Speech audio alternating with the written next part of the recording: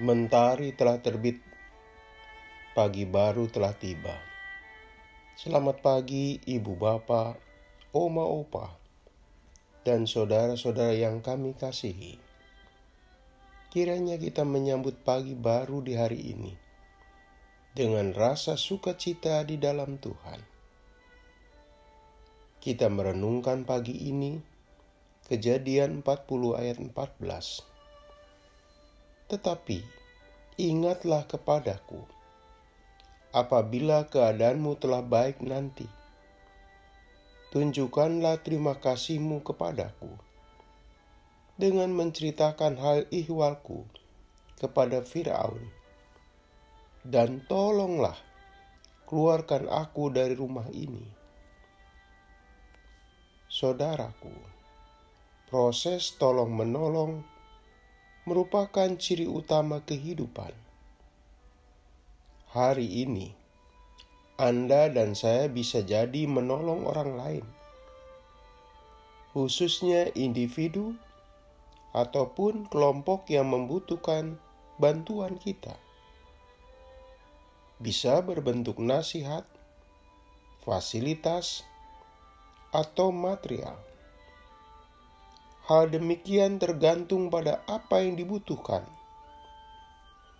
seiring dengan apa yang kita miliki. Pada kesempatan lain, kita berganti posisi dan peran. Giliran kita yang membutuhkan dan mendapat pertolongan orang lain. Tukar posisi menunjukkan bahwa siapapun tidak dapat memenuhi kebutuhan hidupnya oleh diri sendiri. Anda dan saya punya keterbatasan. Saudaraku, Yusuf menjadi korban fitnah, dituduh melakukan kekerasan seksual atas istri tuannya Potifar, sehingga ia dijebloskan ke dalam penjara. Sebenarnya, Yusuf berada sebagai orang yang diajak mengkhianati kesetiaan perkawinan nyonya majikannya,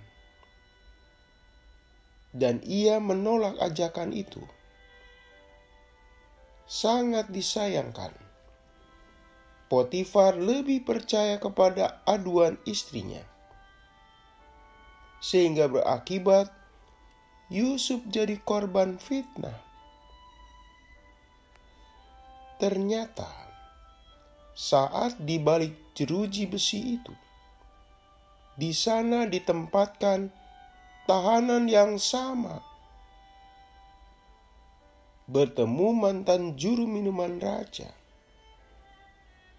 Pertemuan ini menjadikan mereka mengenal satu sama lain. Sampai suatu ketika, muka juru minuman raja itu muram. Ekspresi itu muncul lantaran ada pergumulan yang tak terpecahkan. Ia punya mimpi. Sayang, tak tahu apa arti mimpi itu. Dari situlah, dengan pertolongan Tuhan, Yusuf mampu memecahkan arti mimpi. Penjelasan Yusuf atas mimpi itu membawa sukacita, yaitu sang pegawai akan memperoleh pemulihan nama baik. Dan ternyata benar. Dalam tempo 3 hari setelah penjelasan mimpi itu, sang pegawai dipulihkan pada posisi dan jabatan terhormat semula. Saudaraku, dengan itu Yusuf telah menolong orang itu. Setelah itu, Yusuf yang meminta tolong agar dengan modal koneksinya, pegawai Firaun mau menceritakan kasusnya kepada Firaun, supaya raja tahu bahwa ada Yusuf yang mendekam dalam sel yang disebabkan fitnah tak berdasar. Kini, Yusuf yang memerlukan bantuan sang pegawai itu. Saudaraku, jiwa yang saling tolong-menolong adalah terpuji, sekaligus mengingatkan Anda dan saya bahwa kodrat manusia harus seperti itu. Tidak ada manusia yang terus menolong.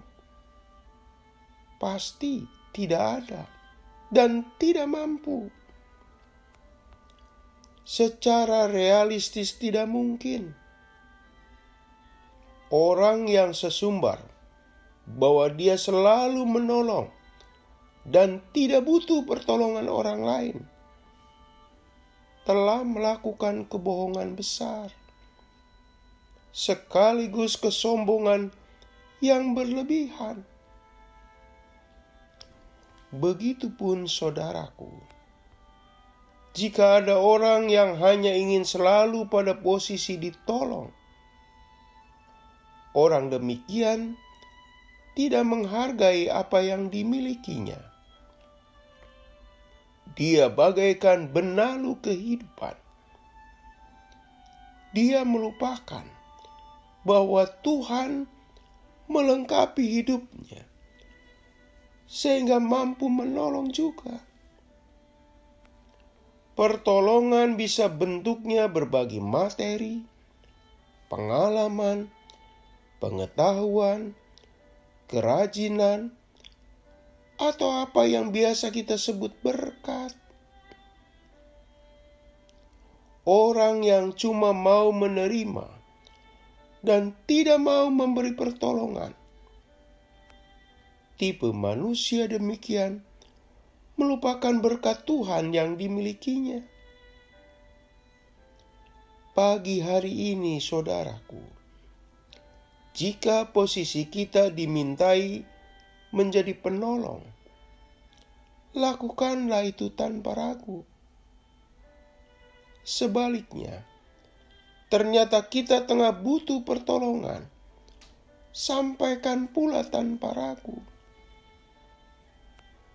Firaun tidak akan pernah tahu Yusuf butuh pertolongan jika pegawainya tidak menyampaikannya.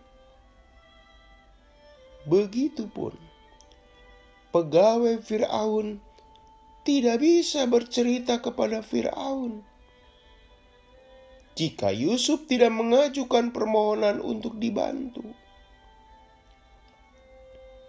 Tapi saudara-saudara, jangan jadi peminta-minta.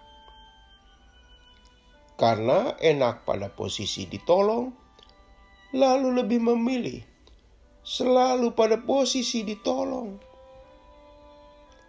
Padahal setiap orang harus mau menolong juga. Bukankah firman Tuhan yang menegaskan, bertolong-tolonganlah menanggung bebanmu.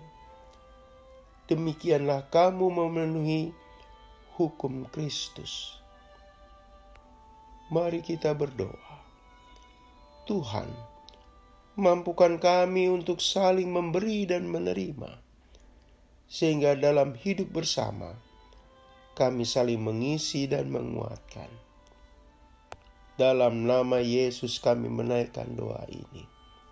Amin. Selamat pagi saudaraku. Bersama Pendeta Emeritus Supriyatno. Tuhan memberkati.